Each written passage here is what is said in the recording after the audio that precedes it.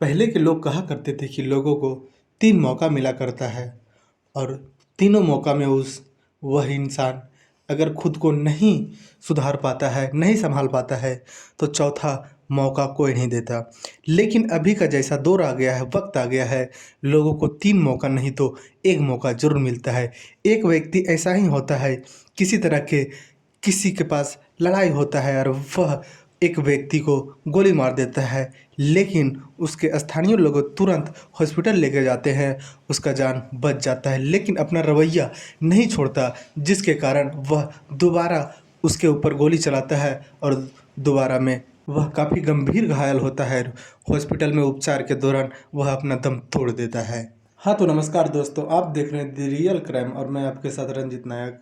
उत्तर प्रदेश के कानपुर जिला में एक थाना लगता है नजियाबाद, वहीं एक गांव लगता है लाजपत, और वहीं एक परिवार रहा करता था जिस परिवार का मुखिया का नाम केदारनाथ यादव होता है। केदारनाथ यादव का पत्नी का नाम सीमा यादव होता है। इन दोनों का 2 बेटा होता है। बड़ा वाला बेटा का नाम राजा यादव होता है और राजा यादव का उम्र 38 वर्ष होता है। राजा यादव शादीशुदा होता है। राजा यादव का पत्नी का नाम नूरी यादव होता है। नूरी यादव का उम्र 34 वर्ष होता है। इन दोनों का एक बेटा होता है जिसका उम्र 13 वर्ष होता है। राजा यादव गुंडा बदमाश टाइप का व्यक्ति होता है। राजा यादव के खिलाफ पुलिस स्टेशन में आपराधिक मुकदमा कई दर्ज होते हैं और राजा यादव उस वक्त अपना सज़ा काट रहा होता है। राजा यादव का पिता केदारनाथ कई वर्ष पहले ही गुजर जाता है और राज यादव के घर में कोई पुरुष ना होने की वजह से राज यादव के घर के आर्थिक स्थिति काफ़ी ज़्यादा खराब हो जाता है। राज यादव के पत्नी नूरी यादव प्राइवेट जॉब किया करती और जो भी पैसा कमाती उससे अपना घर चलाया करती।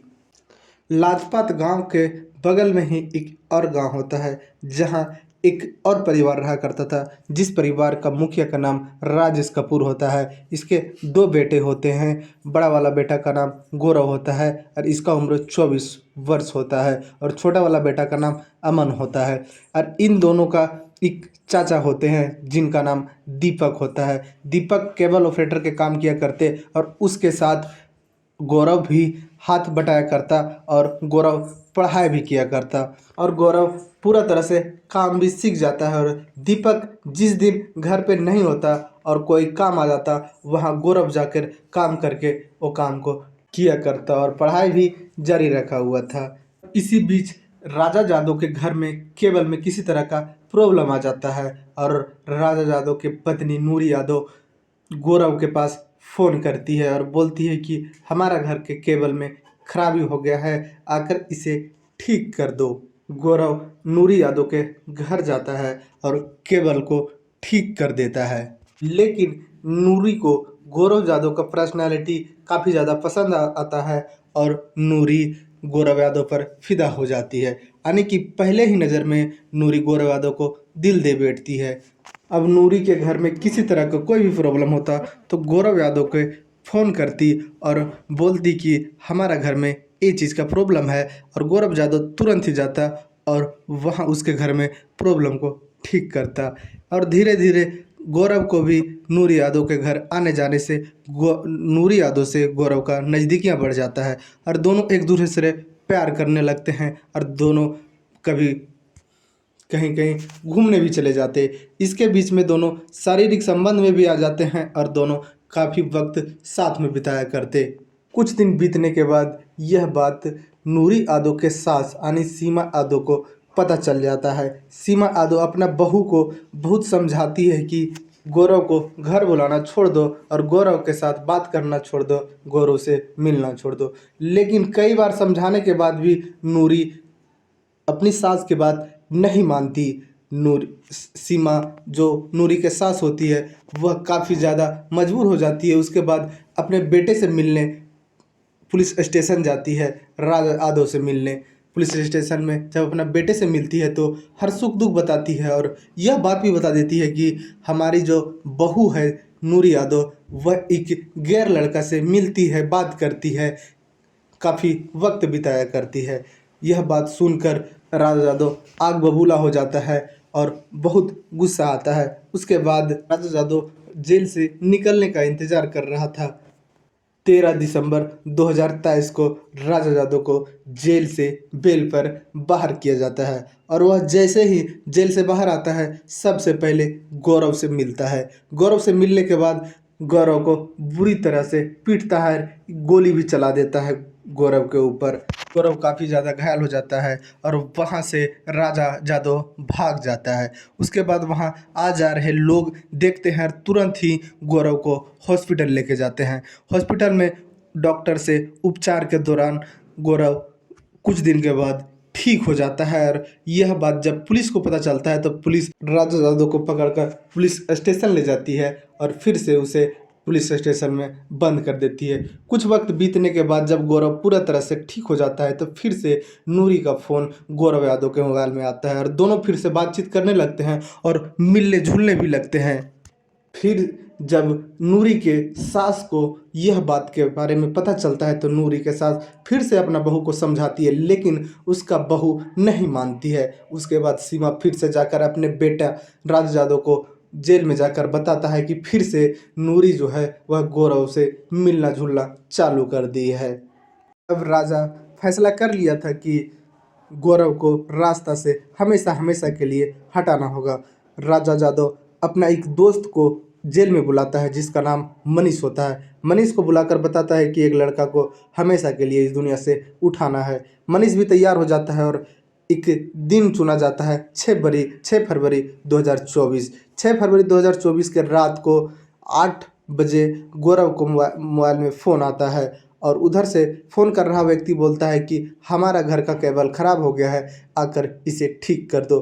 गौरव कुछ सोचता समझता नहीं है, उसी वक्त उठता है और फ़ोन आया व्यक्ति घर जाता है केबल ठीक करने के लिए। लेकिन जैसे ही उसके घर अंदर होता है बाहर से सारा दरवाज़ा बंद कर दिया जाता है और गौरव को काफ़ी बुरी तरह से पीटा जाता है। उसके बाद 2 गोली गौरव के ऊपर चला दिया जाता है। गौरव वहीं अपना दम तोड़ देता है। उसके बाद मनीष और मनीष के कुछ साथी वहां से फरार हो जाते हैं। इस बात की खबर जब पुलिस को मिलती है तो पुलिस आती है वहाँ और गौरव को बॉडी को अपने हिरासत में लेती है और उसे पोस्टमार्टम के लिए भेज देती है। इधर जब गौरव के पापा राजेश कपूर से पुलिस पूछताछ करती है कि तुम्हारे बेटे को कौन मारा होगा, राजेश कपूर बताता है कि हमारा बेटे को मारने वाला कोई और नहीं राजा यादव है। सारा कहानी सुनने के बाद पुलिस फिर से राजा यादव के पास जाती है और राजा यादव के फिर से पूछताछ करने लगती है। राजा यादव बताता है कि हाँ, हम ही मरवाए हैं गौरव को और हम एक लड़का से मरवाए हैं जिसका नाम मनीष है।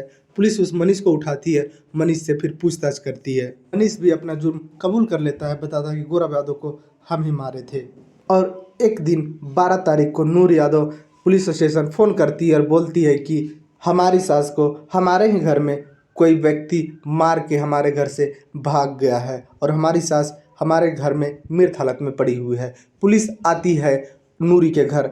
आने के बाद देखती है कि हाँ, सीमा यादव जो नूरी के सास होती है वह मृत हालत में पड़ी हुई है।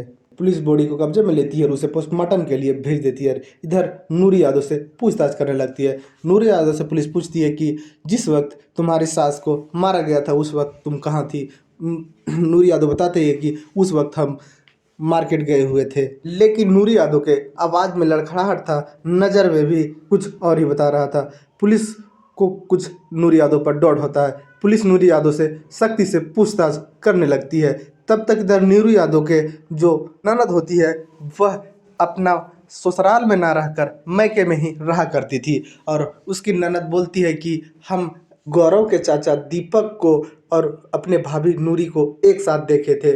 जब यह बात पुलिस सुनती है तो पुलिस फिर दीपक को भी उठा लेती है। जब दीपक और नूरी आमने सामने होते हैं तो और पुलिस सख्ती से पूछताछ करती है तो नूरी यादव टूट जाती है और एक कहानी सुनाती है। बताती है साहब हाँ, हम ही अपना सास को मारे हैं। नूरी यादव बताती है कि हमारा जो पति है वह कई मुकदमे में अब जेल में सज़ा काट रहा है, लेकिन हमारा दोस्ती गौरव यादव से हुआ था और इस दोस्ती में दरार हमारी सास सीमा बन गई थी। अगर सीमा इस बारे में अब मेरे पति राजा को नहीं बताती तो अभी गौरव जिंदा होता और सब कुछ ठीक चल रहा होता। यही बात का हमें गुस्सा था और हम अपने सास को एक सरिया से माथा पे जोर से मारते हैं जिससे हमारी सास का मौत हो जाता है।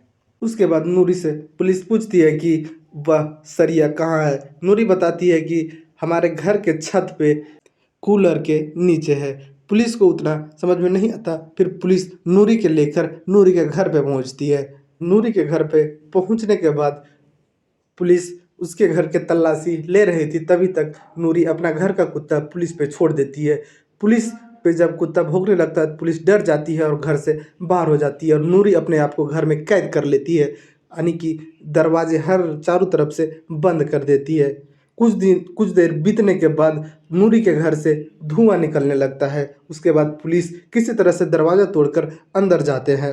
देखते हैं कि एक बेडरूम में पूरा आग लगा हुआ है और धुआं चारों तरफ फैल रहा है और नूरी के पुलिस तलाशी करने लगते हैं, लेकिन नूरी कहीं नज़र नहीं आ रही थी। जब बाथरूम का दरवाज़ा खोला जाता है तो नूरी बाथरूम में होती है। नूरी अपने साथ अपने बेटे 13 साल का बच्चे को भी अपने साथ रखी हुई थी और अपना और अपने बच्चे का हाथ का नस काटी हुई थी, जिससे काफ़ी ज़्यादा ब्लड भी बह रहा था। पुलिस इन दोनों को उठाकर अस्पताल ले जाती है। अस्पताल में इलाज के दौरान दोनों को बचा लिया जाता है। इसके बाद पुलिस नूरी से पूछती है कि आखिर तुम अपना जान क्यों देना चाहती थी। तो नूरी बताती है कि साहब, हमारा पति तो पहले से जेल में था, लेकिन जो मेरा फ्रेंड यानी दोस्त गौरव था, उसको भी हमारी सास मरवा देती है।